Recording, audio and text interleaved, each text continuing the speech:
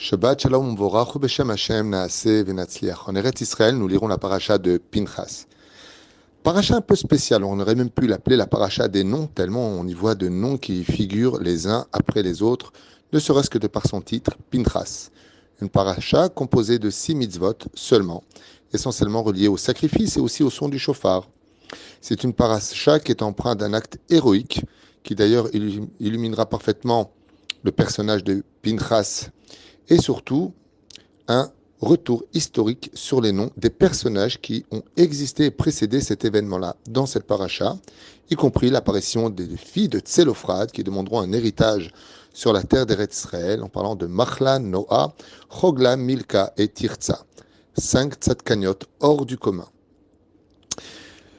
Le principal sujet, c'est celui de Pinchas. Pinchas qui va faire un acte absolument hors du commun, héroïque, et qui ne pourra appartenir qu'à deux choses, lui-même et son propre temps, le moment où il l'a fait. Mais il y a quelque chose de bizarre qui y figure et qui demande beaucoup de réflexion, puisque nos sages nous disent, comme c'est marqué dans la Torah, Bedin hu shiitol et sraro, c'est-à-dire que Pinchas méritait par le biais de la justice et non pas par le biais de la bonté de recevoir son salaire, car effectivement, la différence entre une personne qui a aussi bien du mérite que malheureusement des dettes spirituelles est souvent nourri pour les bonnes nouvelles qu'il reçoit du chesed et de la bonté divine. Mais les vrais tzadikim dans ce monde ne reçoivent pas vraiment de cadeaux du ciel. Ce qu'ils reçoivent, c'est parce qu'ils le méritent par leurs actions et leur étude de la Torah. Et ici, pour Pinchas, on nous dit qu'il a reçu un salaire de façon justifiée par son acte. Alors que, quelque part, eh bien, la Mishnah dans Masechet Navot nous dit « Srar mitzvah ». Mitzvah, que le fait déjà de faire une mitzvah, c'est un salaire. Et que le plus grand salaire d'une personne qui a fait un acte héroïque, c'est de lui redonner l'occasion de refaire encore un acte héroïque, car on est venu au monde pour servir Dieu. Donc c'est la première question. La deuxième question, c'est que n'oublions pas que Pinchas, certes, a fait quelque chose de magnifique, mais il a été accompagné, selon certains commentateurs, de 6 miracles, 10 selon d'autres, et 12 selon d'autres commentateurs. Donc il a quand même vécu des miracles qui, pour cela, ne lui ont pas été retirés du monde futur, car nos sages nous disent, comme c'est marqué dans la Gemara, que tout celui qui profite d'un miracle de ce monde lui est retiré du monde futur. Donc, en cela, n'est-ce pas déjà un salaire? Eh bien, la réponse est simple. Aux sages de nous apprendre que tout celui qui fait Messirut Nefesh, don de sa personne, en l'honneur d'un Kiddush Hashem, mérite tous les salaires de ce monde. Les plus grands miracles pour lui seront accomplis sans jamais rien lui prendre du monde futur. Car il n'existe pas quelque chose de plus grand aux yeux de l'Éternel que celui qui est prêt à tout risquer, sa propre vie, qui est prêt à risquer son monde futur, comme le fit Abraham quand il proposa et s'opposa même à Dieu pour les habitants de Sodome et Gomorre. Aïm tispet tzadik imracha, quand tu fais don de ta propre personne au nom du Kiddush Hashem, alors Akadosh Baruch Hu nous dit, je serai avec toi, tu auras la paix partout sur tous tes chemins, ton salaire sera grand pour toi et ta descendance, puisque Pinchas deviendra le nouveau père de la Keuna, et le Kiddush Hashem que tu fais va me calmer dans le monde d'en haut. Et c'est pour cela que quelque chose de très intéressant intervient ici. La suite du verset nous dit Velo chiliti et ben Israël bekinati.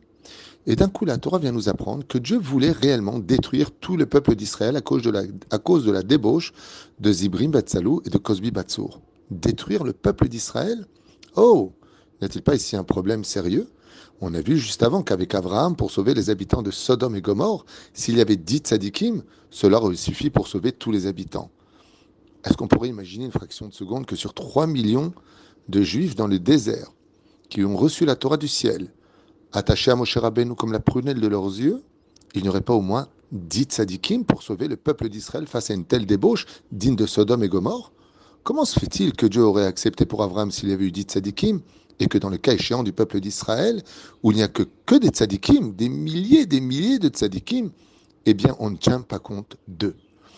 La réponse est très intéressante, et aux sages de nous dire, eh bien c'est vrai que 10 tzadikim suffisent pour sauver un peuple entier. Seulement de quel tzadikim on parle? Si le tzadik reste dans sa demeure et qu'il ne bouge pas pour sa génération, alors qu'elle vit dans la décadence morale, et lui, il vit sa vie. Ce qui compte, c'est son étude personnelle, ses mitzvot personnelles, alors qu'il sache que son droit d'être tzadik ne sera pas protecteur pour sauver les habitants qui l'entourent. Mais si par contre, à l'image de Pinchas. Il prend en compte l'existence des autres et fait quelque chose pour les autres, sort vers les autres pour les ramener vers la lumière ou pour de plus cesser une hémorragie. Alors automatiquement, il est capable, même s'il est le seul et qu'ils ne sont pas 10, de sauver tout le clan Israël. Et Pinchas sauve le peuple d'Israël. Au sage de nous rajouter, c'est vrai que Pinchas a agi, mais dès qu'il a agi, tous les autres tzadikim se sont réveillés et ont proclamé Pinchas être un héros. Ils ont dit Pinchas, tu as eu raison. Ils ont tous fait Teshuvah, ce qui fait que l'ensemble du peuple d'Israël, grâce à Pinchas, sont sortis de leur silence et ont commencé à parler en l'honneur d'Akadosh Baruch Hu, critiquer et crier contre cette débauche sociale qui a entouré le peuple d'Israël dans le désert. De là, toujours un remède qui est fait, une belle allusion. Quand on vit dans la débauche, c'est qu'on est déjà quelque part perdu dans un désert. Que Dieu nous protège. Il ratsonne que chacun de nous soyons pas simplement des gens pieux, des gens qui pratiquons le judaïsme, mais qui prenons en compte, malheureusement, tout ce qui nous entoure. Et si on n'a pas la force de trouver les mots, alors qu'on se mette au moins à prier pour tous ceux que l'on aime et qui malheureusement risqueraient de perdre leur monde futur, comme ce fut le cas de Zimri Ben Salou et de Cosbi Batsour.